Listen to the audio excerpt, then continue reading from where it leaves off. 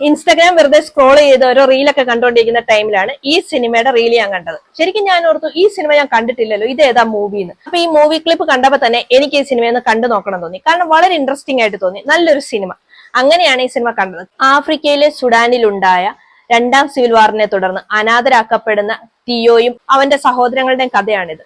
ജീവിതത്തിനും മരണത്തിനും ഇടയിലുള്ള നിരവധി അനുഭവങ്ങളിലൂടെയാണ് അവർ കടന്നു പോകുന്നത്. ജീവിതം കരുപിടിപ്പിക്കുന്നതിനായി അവർ നടത്തിയ പലായനത്തിന്റെ കഥ. കിലോമീറ്ററുകൾ താണ്ടി കാൽനടയായി അവർ എത്തിപ്പെടുകയാണ് അഭയാർത്ഥി ക്യാമ്പിൽ. ഈ അഭയാർത്ഥി ക്യാമ്പിൽ എത്തുന്നതിന് മുന്നേ തന്നെ അവർ ജീവിതത്തിൽ ഒരുപാട് പ്രശ്നങ്ങളിലൂടെ കടന്നു പോകുന്നുണ്ട്. അവരുടെ വേണ്ടപ്പെട്ടവരുടെ മരണം പോലും അവരുടെ കൺമുന്നിൽ സംഭവിക്കുന്നുണ്ട്. ജീവിതത്തിന്റെ ഓരോ ഘട്ടങ്ങളിലും ആ ഓർമ്മകളിലേക്ക്, ആ വേദനിപ്പിക്കുന്ന സംഭവങ്ങളിലേക്ക് അവർ വീണു പോവുകയും ചെയ്യുന്നുണ്ട്. നമുക്ക് തന്നെ വല്ലാതെ വിഷമം തോന്നുന്ന ഒരു സിനിമ.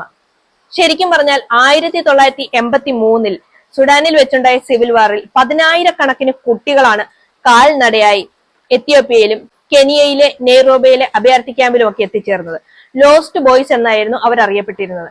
ശരിക്കും അവരുടെ ജീവിതമാണ് ഈ സിനിമയിലൂടെ നമുക്ക് കാണിച്ചു തരുന്നത്. ജീവിതം കരുപിടിപ്പിക്കാനോ ജീവൻ നിലനിർത്താനോ വേണ്ടി നുണ പറയുകയാണെങ്കിൽ അതൊരു ഗുഡ് ലൈ ആണെന്ന് അവർ തിരിച്ചറിയുകയാണ് അവരുടെ ജീവിതത്തിലൂടെ. സർവൈവൽ ത്രില്ലർ മൂവീസ് നിങ്ങൾക്ക് ഇഷ്ടമാണെങ്കിൽ ഈ സിനിമ തീർച്ചയായും നിങ്ങൾക്കുള്ളതാണ്.